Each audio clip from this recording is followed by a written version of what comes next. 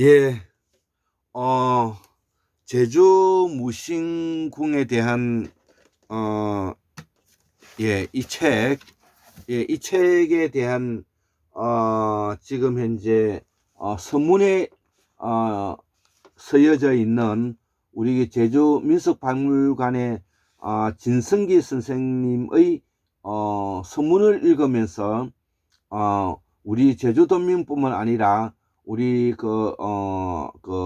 조선 대륙에 살고 있는 우리의 도민, 그 다음에 이 한국인의 뿌리를 뭐냐면은 찾아 나서는 길에 지금 세 번째 이제 강의로서 이 두 번째로 이제 이야기되고 있는 지상계에 대해서 이제 설명을 할까 합니다. 한번 읽어 보겠습니다.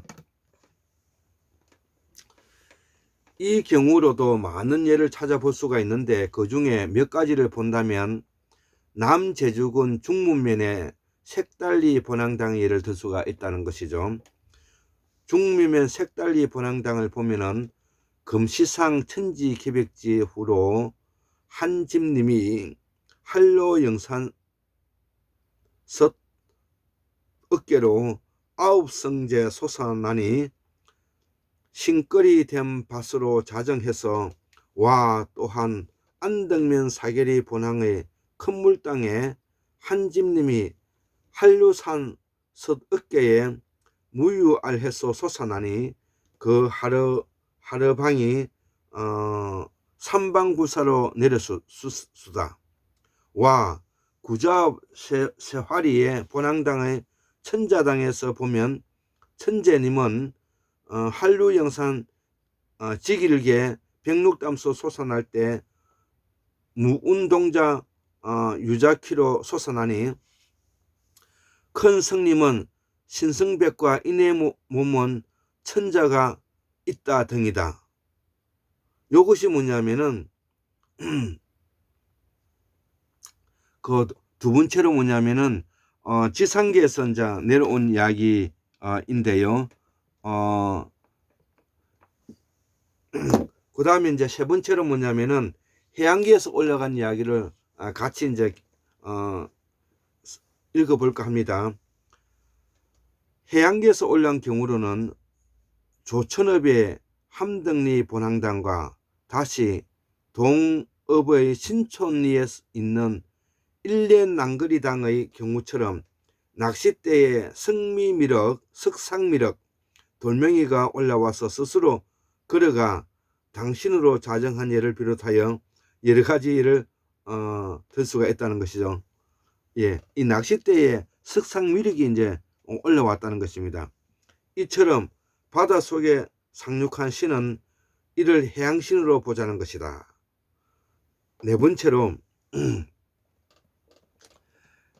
인간계에서 발생한 당신을 들 수가 있는데 이는 일명 지상계라고도 말할 수 있으니 여기에는 한반도와 만주와 중국 그리고 저 남양 열대 지방 등지를 볼 수 있는 매우 복잡한 형태로 유입해 옴을 볼 수가 있다는 것은 예, 이 한반도와 만주와 중국 그리고 저 남양 유구 열도죠. 그 다음에 저 인도네시아, 뉴기니아 이런 열대지방의 등지에서도 매우 복잡한 형태로 우리가 유입이 되었다는 것이죠. 먼저 한반도에서 입도하게 된 신으로는 많지만은 그중 대표적이라 할 만한 예를 든다면 표선면의 토산리 bonang당신의 예가 될 것이라는 것이죠. 이 토산리 bonang당의 신격은 본디 전라남도 나주 금선상의 금바둑 옥바둑으로 변신한 뱀신이 서울 종로 내거리에 떨어져 있었는데 당시 제주도에서 조정에 진상 갔다 돌아오는 강씨라든지 강씨 성방, 한씨 이방 등의 뒤에 따라온 신으로서 오늘날도 그곳의 부녀자들이 뒤에만 쫓아다니며 온갖 조화를 부려서 얻어먹고 먹어 살아간다는 토당 당신으로 믿어왔다는 것이죠. 이러한 신앙으로 말미암아 토산리의 처녀에게는 장가들지 않으려는 다른 총각들이 심사가 있고, 그래서 이 마을은 발전을 못하고 점점 줄어드는 경향이 있는 듯하다는 것이죠. 이 영감당의 본풀이 신화의 줄거리를 보면 대략 다음과 같은 내용으로 전해지고 있다는 것이죠. 옛날 서울 남대문 밖으로 솟아난 김치백의 아들 삼형제가 불량해서 만주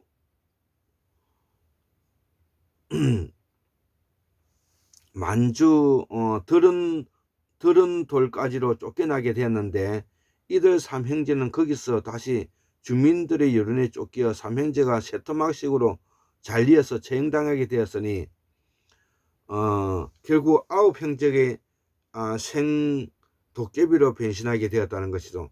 삼형제가 뭐냐면 새토막으로 잘렸으니까 9토막이 되는 것이죠.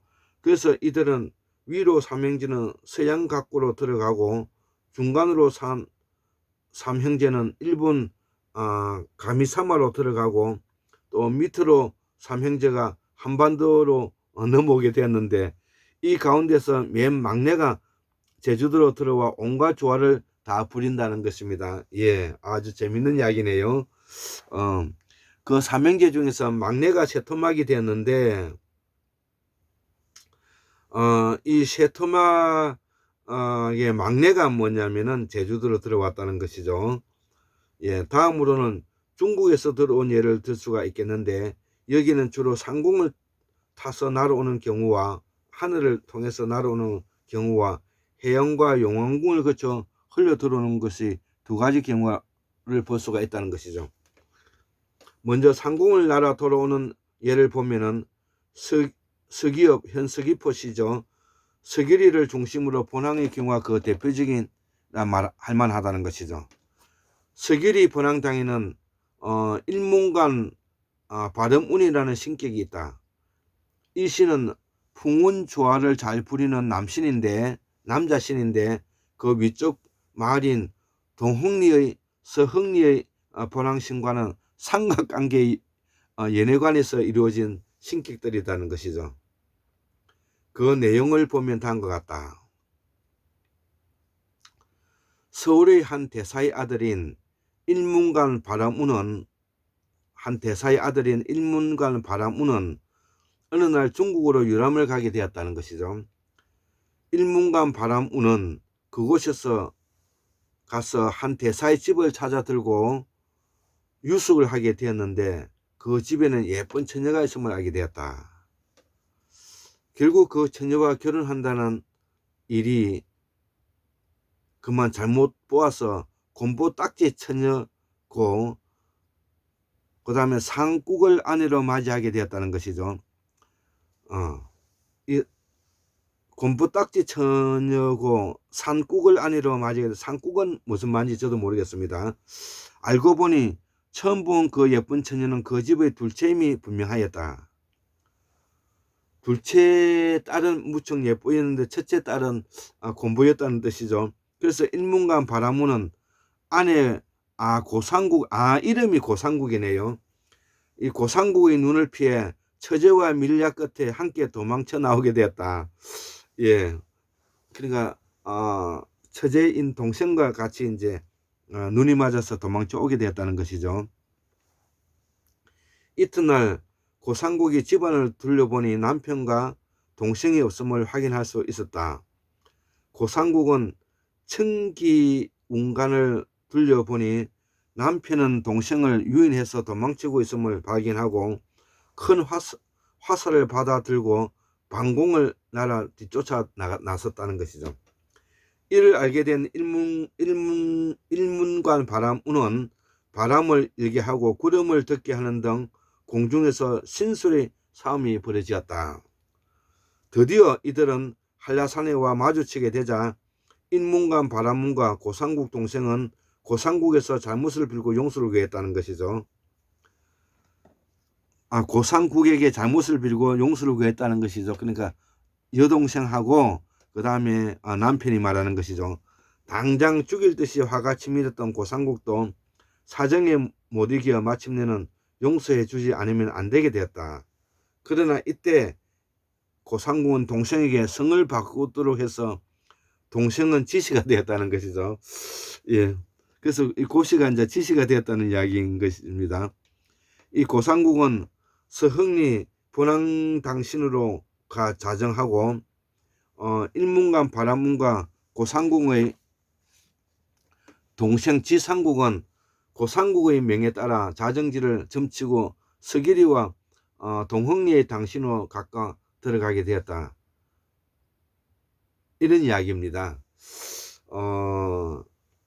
이런 이야기가 너무 재밌지 않습니까? 예. 그래서 우리가 이 제주도에서 일어나고 있는 이런 무가의 신화들을 우리가 읽어보면 그 무가의 신화에서 이야기되고 있는 인간이 그동안에 태고사에서부터 우리가 걸어온 우리의 지난 역사를 알 수가 있는 것입니다.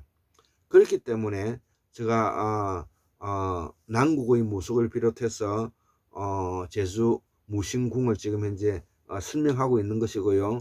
그리고 뭐냐면은 우리가 진성기 선생님이 많은 책을 이렇게 그 자료를 준비해 놓았기 때문에 이분은 대학자이고 성인 반열이시며 또 성인의 우리가 받들어야 될 그런 사람이고, 또 우리가 뭐냐면은 우리의 얼과 혼을 되살리는데 크나큰 역할을 하는 것이고, 저는 단지 그것을 뭐냐면은 전달해주고 그것을 뭐냐면 디자인만 하고 있다, 이렇게 설명하셔도 될 것, 좀 이해하셔도 될 것 같습니다. 예, 감사합니다.